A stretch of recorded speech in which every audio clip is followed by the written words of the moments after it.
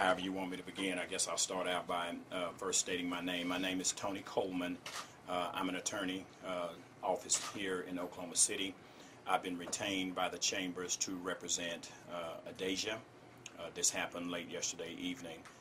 As many of you know, tragedy struck Oklahoma yesterday morning around 10:30, 10:45, and Adacia subsequently was arrested and on a suspicion of DUI. I had an opportunity to visit with her family at length, and let me first say, first and foremost, that devastation is an understatement. It is the first word that came to mind. It is a word that continues to be echoed when visiting with the Chambers early this morning in the wee hours of the night.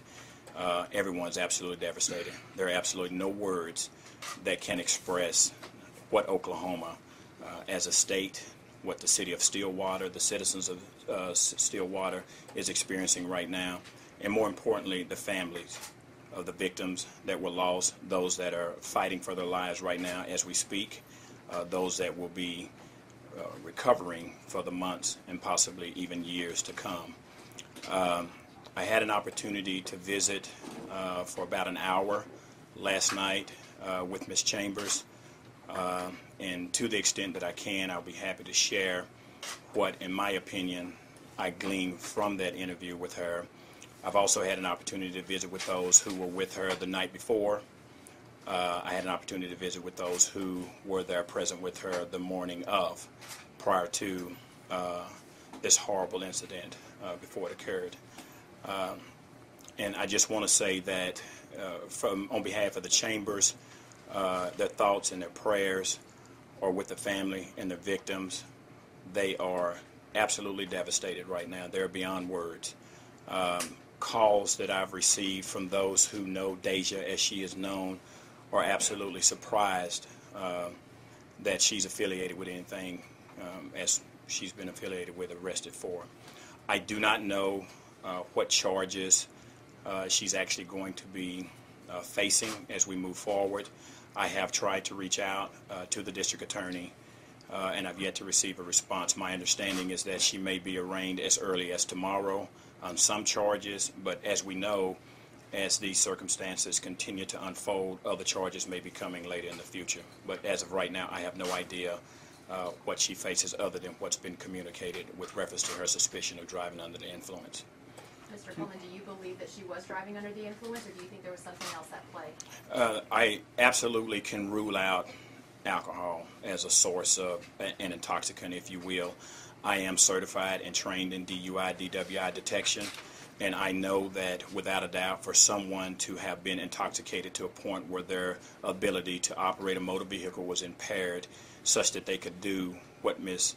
Chambers did on yesterday, at least the smell of alcohol would still be present some hours later. Although it was hours when I actually made it to Ms. Chambers, there didn't appear to be the smell of alcohol coming from her body. Her behavior was not consistent with someone who was coming off of a drunken stupor, if you will. So I am comfortable with ruling out alcohol. However, I do understand that there has been some circulation about their possible DUI drugs. That's yet another matter that we will never know about until we get a toxicology report. Is that what you're waiting for, are the blood tests to determine exactly what might have been in her system? If anything at all, but my concerns is that there was nothing in her system. Can you talk about her behavior or her mental status at the time? Absolutely, and again, without going into any great detail, my visit with her lasted the better part of an hour, and during that entire interview, I was not satisfied at all that I was communicating with a competent individual. I am not a psychiatrist, nor am I a psychologist. However, I'm currently representing several with mental illnesses, and in my opinion, Ms. Chambers suffers from a mental illness. Exactly what type is yet to be determined. What did she tell you what happened? You said you spent an hour with her, spoke to people that were with her the night before as well, the morning of. How did she describe to you what occurred here, what happened? Well, interestingly enough, she doesn't remember a whole lot about what happened. There was a period where I think that, for a better lack of terms, she could have even blacked out. She only remembers, from what was communicated with me, the end of the crash, people removing her from the car, shards of glass being everywhere, and her being extremely confused while at the same time trying to maintain the ability to cooperate. To the best of my knowledge, by the time I made it to her, she had already cooperated with the authorities, shared information with them, and I'm sure that that information will be passed on to the district attorney for consideration of the appropriate charges that will be forthcoming. Does she remember any part of that morning, going to work, leaving work? Why did she leave work?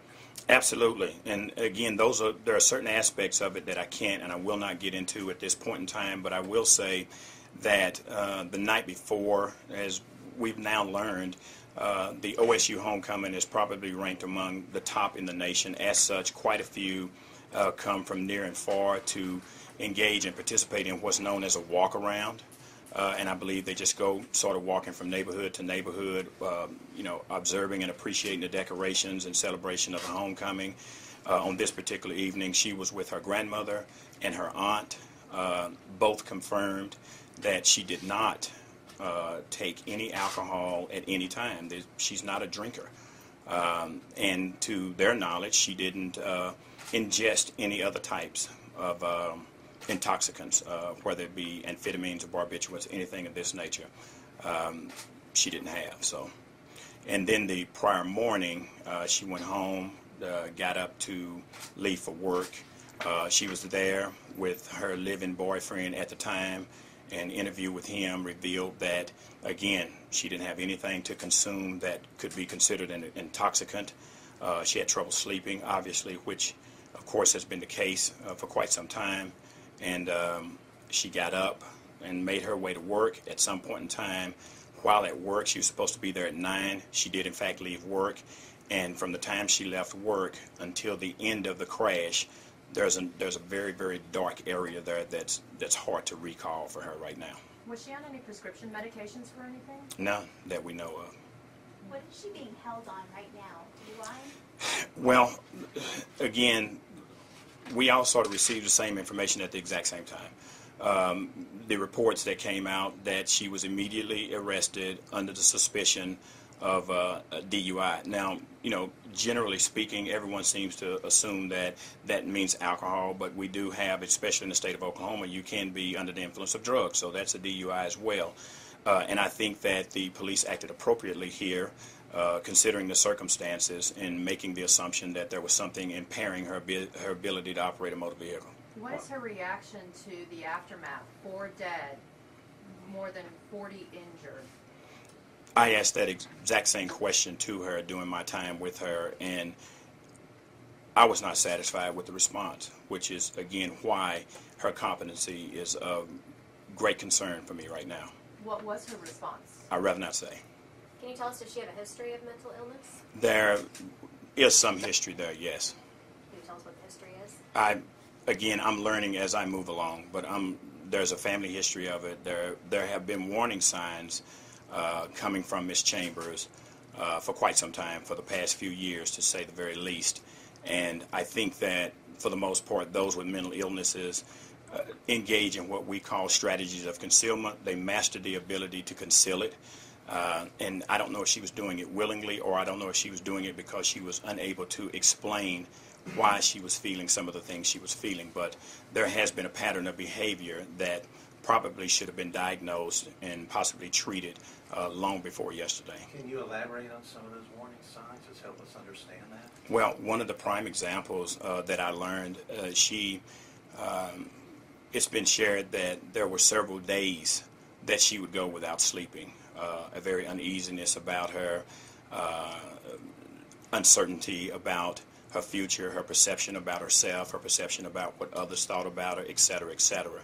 And again, I'm not a psychiatrist or a sociologist or any of those things, but I do know quite comfortably, I feel, that when I've come in contact with someone who suffers from a mental illness, that she fits the criteria. Do you believe she might be suicidal? Absolutely. Is she under suicide watch at the jail? I was not informed that she was, and I'm not sure that at the time I visited with her that she was, but there was information shared that suicide was certainly something contemplated previously. Are you going to be requesting a mental competency hearing or a psych evaluation? That is the very first thing I'm going to do.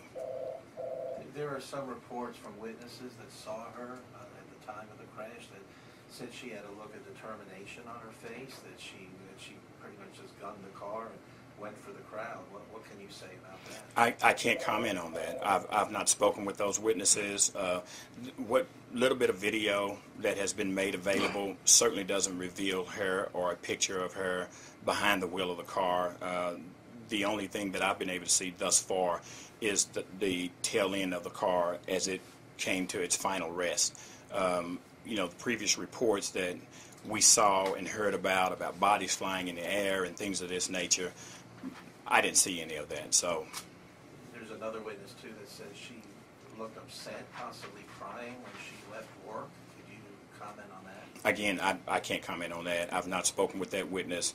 I can only comment on the witnesses that I've spoken with and have confirmed that the night before she was not drinking, nor was she under the influence of any intoxicants, the same as the case yesterday morning. Was she in good standing at work? Do you know how long she worked? As far as I know, I tried a couple of times to reach out to the employer, and as you can imagine, cases of this magnitude, they're sort of just wanting to get back to business. They really don't want to be involved. So I think that as the days and weeks move on, we'll learn more. But from what I gathered from others that were closest to her, they reported that she seemed to be very satisfied with her work.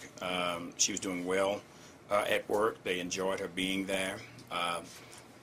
I didn't, gather anything from anyone that caused concern that she would go out and do something like this. How was the relationship with her boyfriend? It was good. Yeah, in fact, I visited with him at length last night as well too, and he shared exactly that. And you would probably have to get a more detailed account of their relationship from him, but the interactions I had with him last night, he said their relationship was very good. They're both from the same town. They moved to Stillwater. I think he moved there prior to her to pursue a degree, and she later came and joined him there, and they otherwise were doing well. Now, was she asked to leave work, or did she leave on her own free will? Again, that's something that's kind of up in the air. When I visit with her, I was not able to get straight answers, and I'm sure that it was for a combination of reasons. I've heard that she was asked to leave, but again, my calls to try and confirm that have not been returned. My visit with her suggests that she left on her own. So she left at 9 a.m., right? And the crash was around 10:30? No, she was to arrive at work at 9 a.m. She left her house between 8:20, 8:30 so that she could be on time. She was always, from what I've been told, very punctual. She did, in fact, arrive at work in time, and within the hour, she left. So she left possibly close to 10, roughly?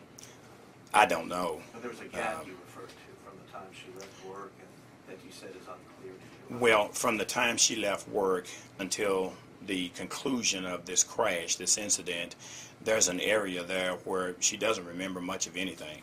Wasn't able to communicate with me much at all about that. Did she say anything to you in your conversation during that hour that she had made a phone call to her father saying that she wanted to come home while she was at work?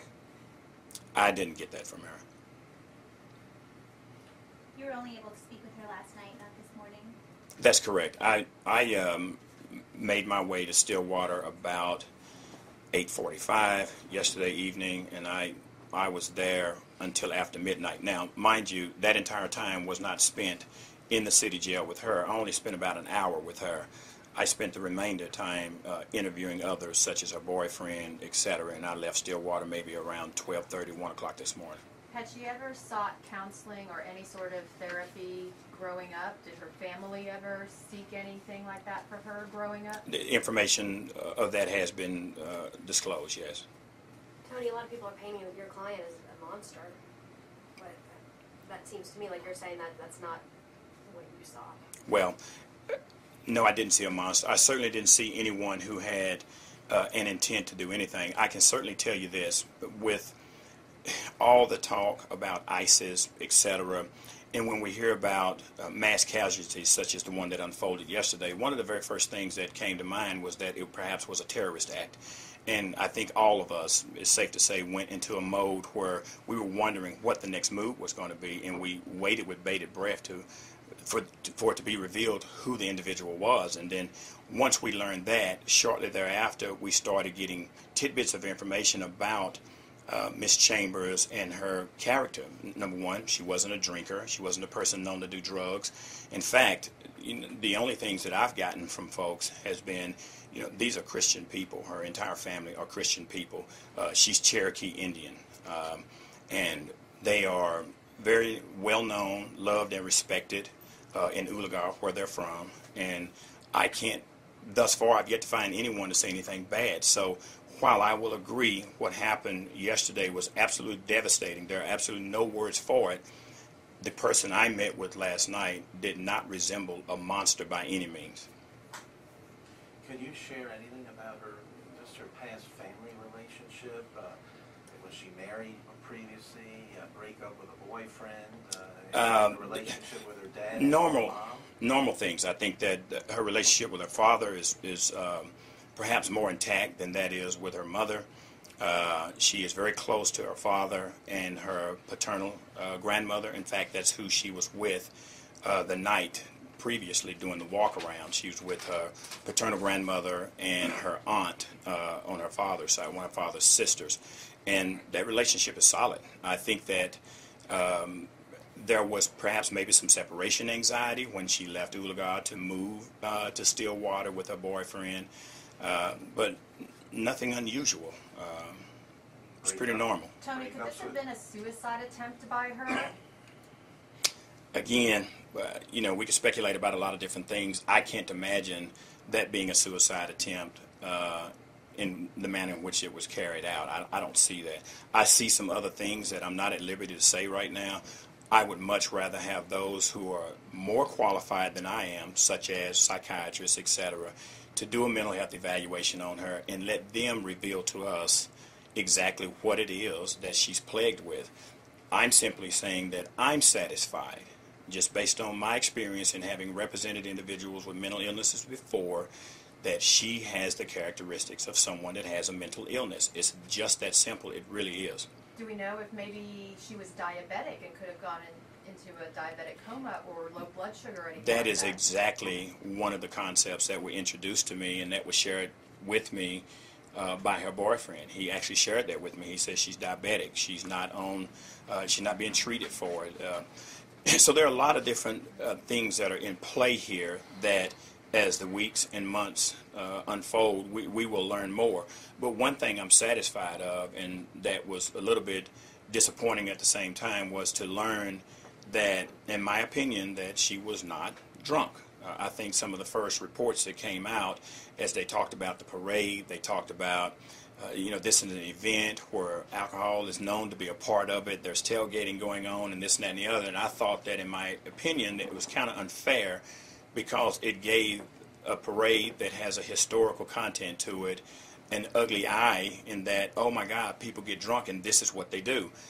She wasn't drunk, from what I experienced. And I know it was several hours later, but she wasn't drunk. Let's go back to this diabetes diagnosis. Do we know for sure that she's been diagnosed type 1 diabetic, type 2 diabetic, or is this just a guess by the boyfriend? No, we don't know for sure anything right now, just as I'm saying with my hunch and my suspicions about the mental illness. She hadn't been diagnosed with that yet. This is just what I know. The boyfriend who lives with her tells me that she perhaps has been diagnosed with it. However, she's not being treated by any means. She's not taking insulin or any other form of medication to control that diabetes. But he did, in fact, share that with me, that she was diabetic and was not treating it, is what I was told. What do her parents say about that? I did, in fact, reach out to Dad, and he seemed to confirm it. Now, you have to understand, she hasn't lived at home for quite some time. And there's only so much they know about her as an adult. Although they were in constant contact with her, they don't know every single thing about her. For example, diabetics, when they start to show signs of it, there are symptoms that are associated with diabetes that if you're not there with them every day, or if they're not calling you and saying to you, hey, I'm restless, or I'm having some forms of neuropathy in my legs or something along those lines, you don't know what's going on. And they themselves may not even know what's going on. But all of these are areas that, in my opinion, as the weeks move on, we're going to learn more about. Can you just talk a little more about that strategy of concealment that you said you feel that she displayed, or possibly for these symptoms, whatever they might be? Well, again, without sounding as if I have a profound knowledge about psychology and things of this nature, however, there was a time when I had the opportunity to study it a little bit, and I do know that those that have mental illnesses, they engage in what's known as strategies of concealment, especially if they recognize that they are engaging in something, or if they possess a certain characteristic that is not socially acceptable. They learn how to conceal that behavior. They learn how to mask depression. They learn how to shield anxiety and bipolar disorder and things of this nature. They learn how to conceal that. However, that is a short-term strategy that at some point in time it's going to break down. Tattletale signs will begin to emerge, and we'll see exactly what we're seeing right now, if in fact that is the case. And again, I will reiterate, the person I met with last night, I was not satisfied, was a competent, normally functioning individual. I just wasn't. Did you ask what her diagnosis was? Did she get checked out by any sort of medical personnel at the crash site, at the jail, that could glean on whether or not she had low blood sugar or issues related to diabetic? No, none of those. None of those have been taken into consideration. Now, mind you, again, I want to be extremely careful about how I address issues as it relates to law enforcement. I am not anti-law enforcement. I never have been. I never will be. I think their behavior yesterday was appropriate, again, under the circumstances. However, I think there was a very narrow focus there. Nothing has been revealed to me outside of that focus, but that focus seemed to be laser beamed in, if you will, on intoxication. None of the questions about mental illness, diabetes, or any of these other things were asked of her. I was able to get that out of her. Have you not heard that, I've picked up on a rumor that she may be charged with manslaughter. I'm taking you've not heard that.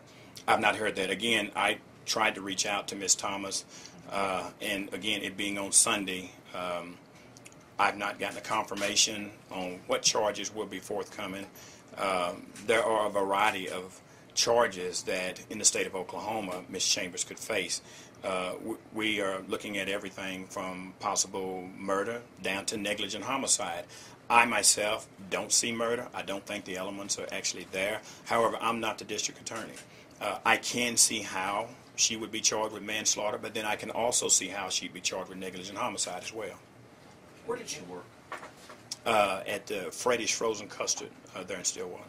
Can you provide, you mentioned separation, anxiety from her dad or from that side of the family. You mentioned she moved to Stillwater at some point to live with her boyfriend.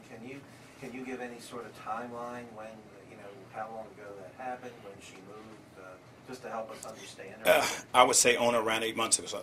8 months or so. However, I did not say separation from her dad. Her hometown is Oologah, okay? And leaving Oologah, coming to Stillwater, that's a move. And for some, it's fairly simple to do. But then for others who may have an illness or an issue, that can create anxieties. And not saying that that was the case yesterday, because she's been there for some 8 months now, living with her boyfriend. But aside from that, I don't know much more detail. She's been with the boyfriend a long time? Or they have. They dated for a while, had broken up, and then they had reconnected and were in a relationship at this point in time. How long will it take for the results to come back to see if there was anything in her system? Your guess is as good as mine. I have cases that I represent individuals on right now that we're working on toxicology reports for. However, their cases are not near to the magnitude of this one. This one may obviously be put on a fast track for obvious reasons, and we could know within a few weeks. But again, I don't know. Do you expect to be in court with her tomorrow? I expect to be in court with her every single time she's required to appear. Is there arraignment tomorrow? As far as I know, it's been rumored to me that there is. Again, I've not received confirmation. I'm going to continue with my efforts to confirm that, and if that in fact is the case, I'll be there. Besides the psychological evaluation, will you be seeking a doctor's evaluation, blood work, all of that? All of these are among the realms of possibilities. We are going to obviously hire a separate and independent evaluator to examine her for her capacity, because I think that's appropriate. I've done that in several cases. Not to say that what the state has to offer will not be sufficient, but just wanting to make sure that the two kind of coincide with each other. Now, has she been transferred to Payne County Jail? To my knowledge, she had not. Again, I was there until late last night. I was told that she would either be transferred today or it could be as early as tomorrow morning, but she was still there in Stillwater City Jail when I visited her last night.